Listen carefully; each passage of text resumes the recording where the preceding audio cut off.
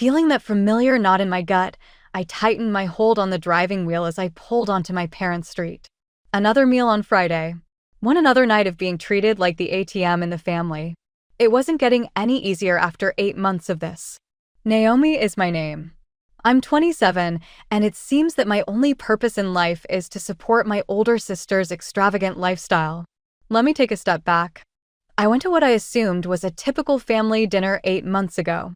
I was mistaken. I was seated for what my parents referred to as a family conversation. There were my sister Vanessa, her husband Derek, and their 2 children, Liam, 2, and Emma, 4. The golden kid has always been Vanessa. She grew up with our parents' full attention, the larger bedroom, and the newer clothing. Being an afterthought became second nature to me. Our parents arranged them an extravagant wedding that they couldn't afford when she married Derek at the age of 22, who was an entrepreneur with lofty goals and inconsistent income. I received a card and supper at Olive Garden after I graduated with honors from college. That evening 8 months prior, my mother had remarked, "Naomi, we need to talk about something important." It was obvious from her tone that this was not a request. My dad went on, "Vanessa and Derek need assistance with their rent. We're going to assist them, and your participation is also required." I recall assuming they meant a few $100s. That made enough sense. Family is family, isn't it? Mom clarified, "We'll be giving them $1,000 a month. And you'll be making the same contribution." My water almost swallowed me. $1,000 a month? That's crazy. I'm paying my own rent and saving for a place of my own. Vanessa rolled her eyes. "For the children, we are renting a 2-bedroom home. They need the room, but it's costly. Why can't you find a less expensive place? Or perhaps, I'm not sure, find employment?" Vanessa was the one I asked. I felt as though I had proposed selling one of the kids based on the stares I received from everyone at the table. Vanessa defensively remarked, "Derek's career is demanding." Derek gave a significant nod, despite the fact that his career was mostly made up of contract employment that left them destitute. And I must be at home with the children. I objected, saying, "I can't afford $1,000 a month." Mom's expression tightened. "Naomi, family sacrifices for family. Or have you lost sight of everything that we have done for you?" Just as planned, there it was, the guilt trip. Instead of purchasing expensive items from the shop Vanessa adored, I got Emma and Liam toys from Target for Christmas last year. Based on my family's reaction, you would think I had handed them rocks. Passive-aggressive remarks about my thoughtless presence marred the entire holiday. So I caved.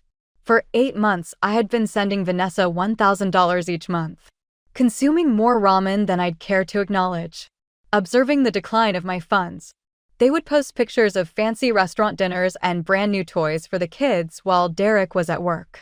When he didn't, they would beg my parents for money while complaining about being broke. Today's dinner would be the same old routine.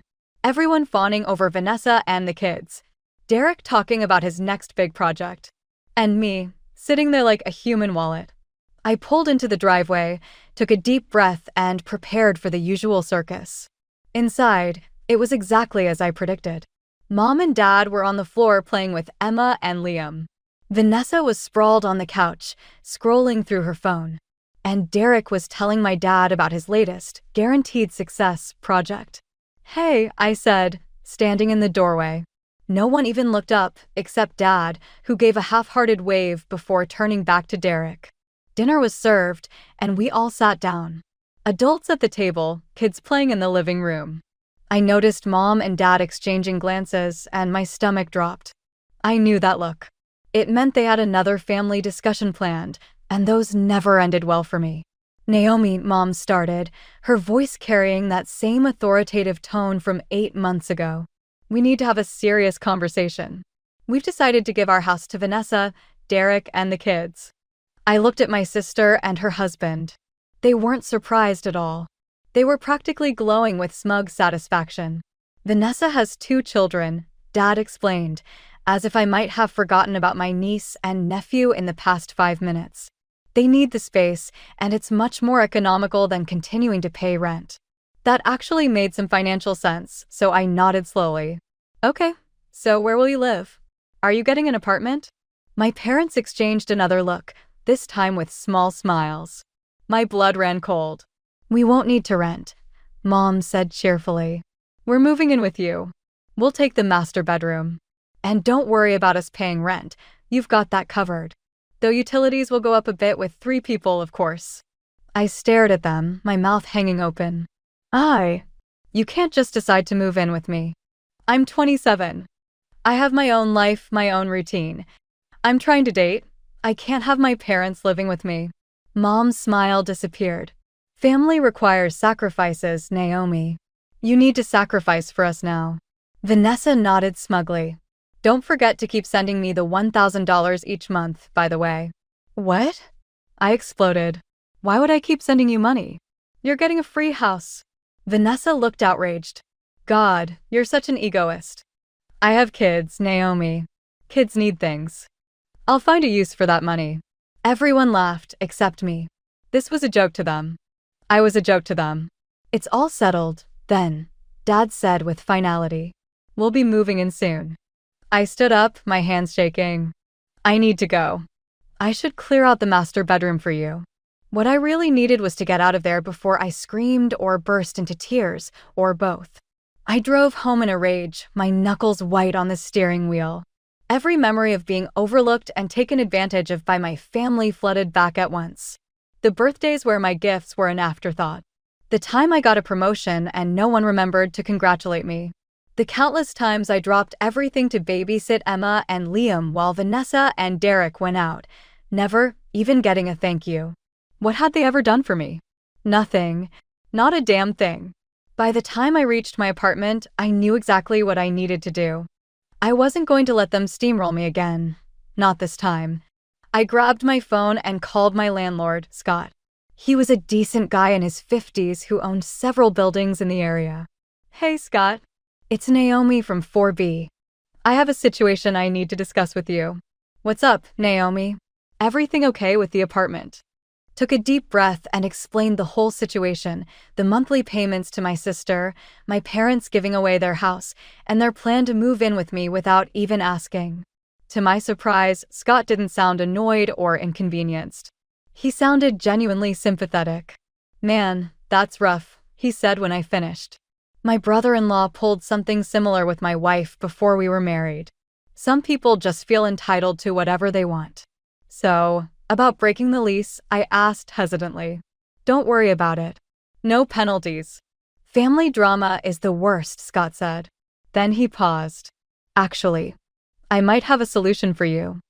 I've got another unit vacant in my building on Maple Street. It's about the same size as your current place, maybe a bit smaller. Rent would be similar. If you want it, it's yours. I couldn't believe my luck. That would be perfect. Thank you so much. No problem.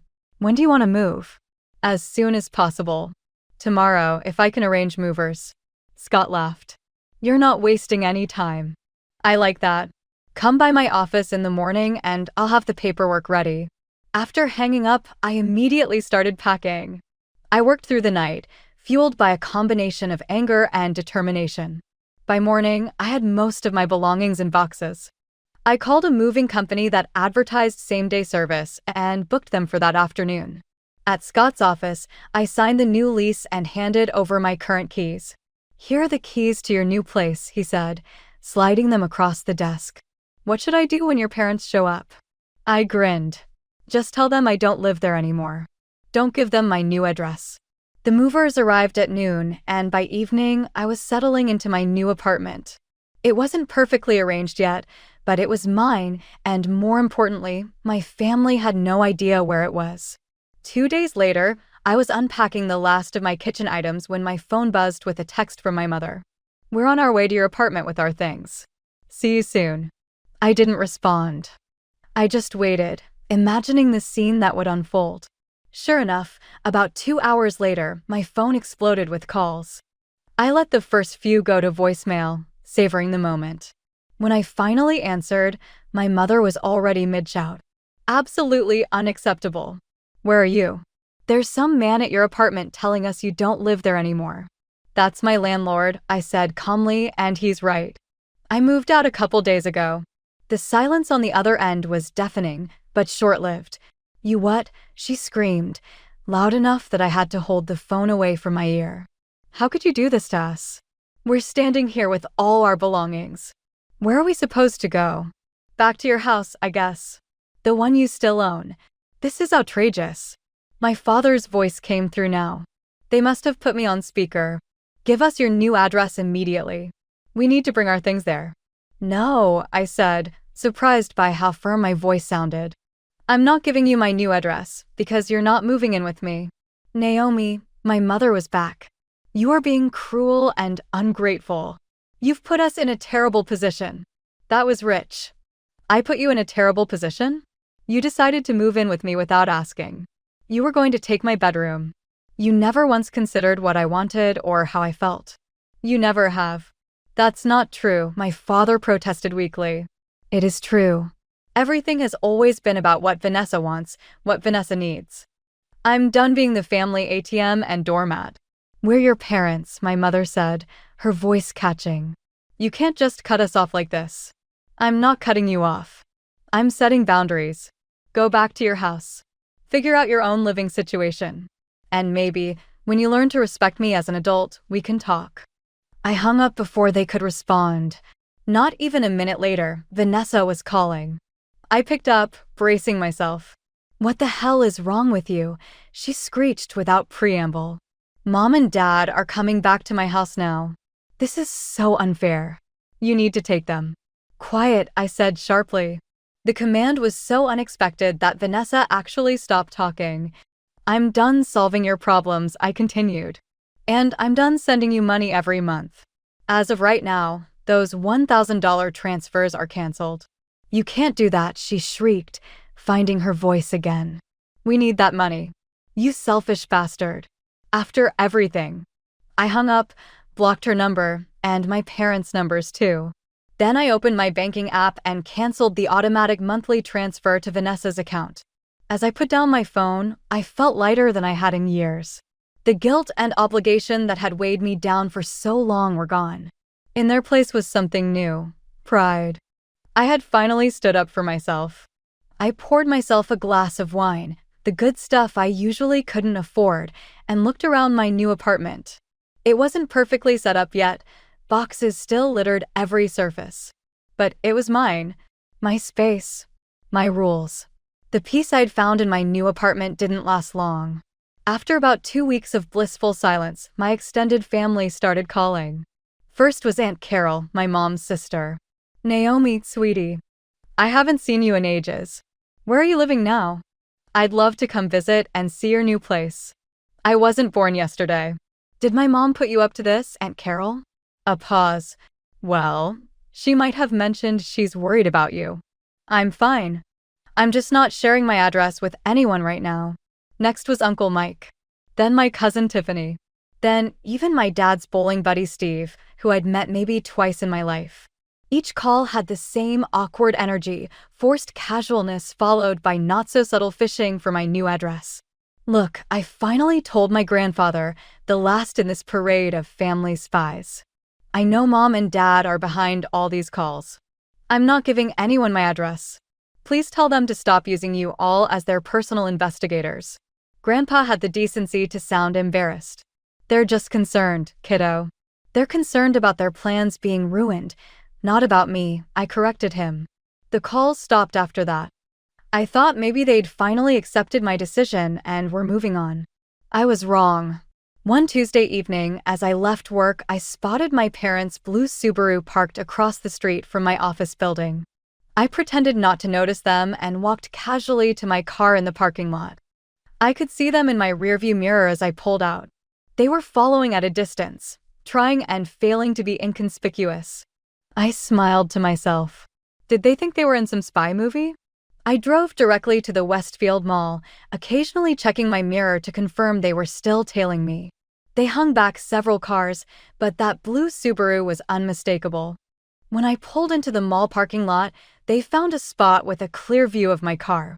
Once inside the mall, I called my friend Rachel. "Hey, I need a favor. My parents are literally stalking me. They followed me to the mall and they're watching my car. Can you pick me up at the north exit?" I'll leave through there while they're still watching my car at the south entrance. Girl, I'm on my way. This is the most exciting thing that's happened to me all week. I spent about an hour browsing stores, occasionally peeking out the windows to see my parents still dutifully watching my car.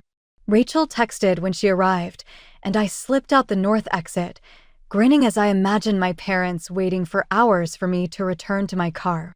Get in, loser. We're escaping your psycho family, she said as I slid into her car. We both burst out laughing. I can't believe this is my life, I said once I'd caught my breath. My own parents are stalking me. Have you considered a restraining order? Rachel asked, only half joking. Let's hope it doesn't come to that, I replied, though the thought had crossed my mind. Over the next few months, my parents made several more attempts to find my new address. They tried following me from work 2 more times, but I was vigilant. They sent more relatives to call me with increasingly transparent excuses. Eventually, the surveillance stopped. No more mysterious calls from distant relatives. No more parental stakeouts. Nothing. It was strange how quickly I adapted to the silence. For the first time in my adult life, I wasn't constantly anxious about family obligations or unexpected financial demands. I started putting the $1,000 I used to send Vanessa into savings each month. I went on dates without worrying about my parents showing up unannounced. I bought a nice couch without feeling guilty about wasting money on myself. I was happy. Really, genuinely happy. Then came the email, 2 weeks before Christmas, from Mom. Naomi, I hope this email finds you well. It's been several months since we last spoke, and your father and I've had a lot of time to reflect on our actions. We realize now that we overstepped boundaries and didn't consider your feelings. For that, we are truly sorry. Vanessa wanted me to tell you that she's found a job at the elementary school as an administrative assistant. She and Derek are renting their own apartment now, and they're managing their finances independently. They're doing well. Your father and I are still in our house. After you left, we realized how unreasonable our expectations were. We should never have tried to force ourselves into your life that way. We would very much like to see you this Christmas. Nothing fancy, just family dinner at our house. No demands, no expectations. We miss you, Naomi. We'd like a chance to make things right. Please consider it. You don't need to respond right away. Love. Mom. I read the email 3 times, not quite believing what I was seeing. An apology from my mother? And Vanessa had a job?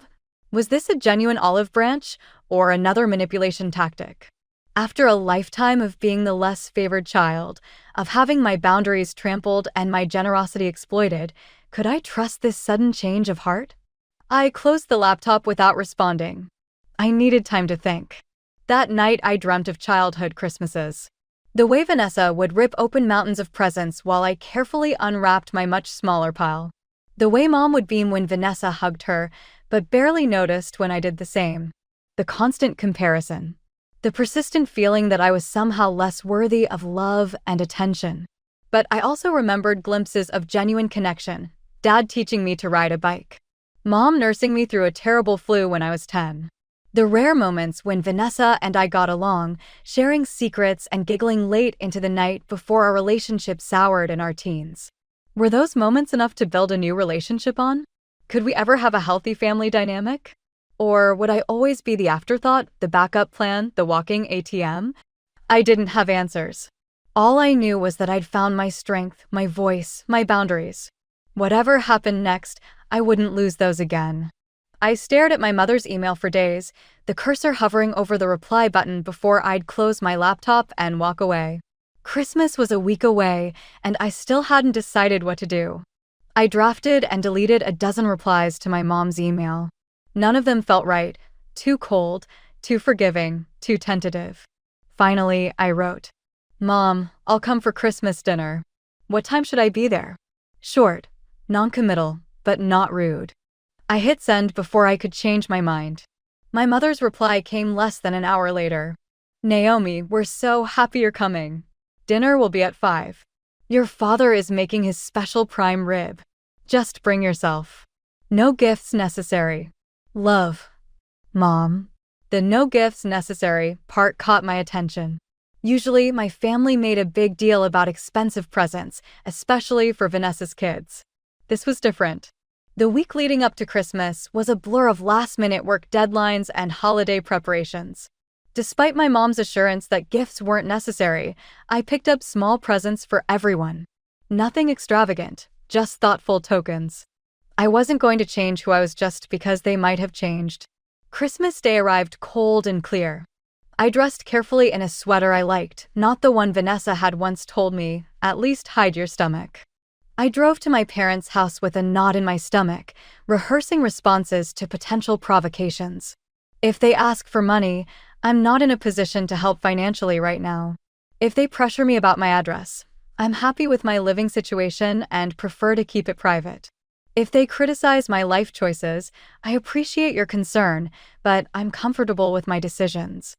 I pulled into the driveway, took a deep breath, and approached the front door. Before I could knock, it swung open. My mother stood there, looking somehow smaller than I remembered. She stepped forward and hugged me, not the perfunctory embrace I was used to, but a real hug. Tight and lingering. I stood stiffly for a moment before cautiously returning it. Inside, the house smelled like prime rib and pine. My father appeared from the kitchen, wiping his hands on a dish towel. "There she is," he said, smiling hesitantly. He too embraced me, patting my back awkwardly. "Merry Christmas, kiddo." "Where are Vanessa and the gang?" I asked, glancing around the suspiciously quiet house. "They'll be here at 5, Mom explained. We asked you to come early. We wanted some time just with you." This was definitely new. I followed them to the living room, where a fire crackled in the fireplace and 3 mugs of hot chocolate waited on the coffee table. "Naomi," Dad began once we were seated, "we owe you an apology. A real one. Not just an email." I nodded, waiting. "We've been unfair to you," Mom continued. "For a long time, not just with the housing situation." She looked down at her hands. "We favored Vanessa. We've taken you for granted. We've treated you like your only value to this family was financial." "Why?" I asked simply. It was the question I'd wanted to ask my entire life. My parents exchanged glances. Dad clarified, "Vanessa was always more demanding. She needed additional care and support. You were quite self-sufficient. So competent. You appeared like you could manage it, so we relied on you." Mom went on, "We thought that your strength would protect you from harm. That was our fault." As I processed what they had said, I took a drink of hot chocolate. "And Vanessa? Has she have a similar realization?" They looked at each other again. Dad answered, "She's working on it. She has had success finding employment. Derek has also accepted a stable job with an accounting business." We spoke for more than an hour. We had a genuine conversation that we had never had before. They inquired about my new flat, my pals, and my career, but they didn't ask for the address. I saw that I was gradually unwinding, cautiously hopeful. The doorbell rang at 5 o'clock. Derek, Vanessa, and the children had come. I prepared myself for the return of the previous dynamic. Vanessa went in first, followed by the children. Her gaze instantly met mine. "Naomi," she began in a voice that was unusually quiet. "Happy Christmas." "Happy Christmas," I said indifferently. There was an uneasy quiet. Then, to my complete surprise, Vanessa came up and gave me a hug. "I apologize," she muttered. "I have been an awful sister." I was totally unprepared for this and froze. In her whole life, Vanessa had never expressed regret to me for anything. I managed to say, "Thank you for saying that." It was a strange dinner. Vanessa spoke with sincere excitement about her work. Derek talked about his new job, but he made no mention of becoming wealthy quickly. When Emma spilled her drink, Vanessa cleaned it up herself rather than waiting for Mom or me to do it, and the kids behaved beautifully. I wasn't asked for money. Nobody made passive-aggressive remarks regarding the decisions I made in life. I established limits and no one tried to make me feel bad about it. After supper, I started laughing heartily at Dad's cheesy jokes as we shared the small presents we had all brought, embracing Mom's praises without looking for any unspoken jabs. I'm genuinely loving the animated talk of my niece and nephews. Mom led me to the door as I was ready to go. "Are you coming for New Year's?" she said hesitantly. I paused. Years of being viewed as an afterthought were not erased by one pleasant evening. Rebuilding trust would take time. Sincerely, I said, give it some thought. She accepted my boundary without objecting, nodding. One more encouraging indicator. I sat in my car for a while before I turned on the ignition. It had been a good evening. Oddly good. I had a cynical thought. Was it all a charade? When they believed I was back in the fold, would they go back to their old ways? Time would tell. For the moment, though, I felt pleased with myself for showing up and confronting them in my own way. It was unclear if we could actually mend our relationship. However, I was confident that I would never again be the doormat for the family. I had discovered my voice, and I was determined not to lose it once more.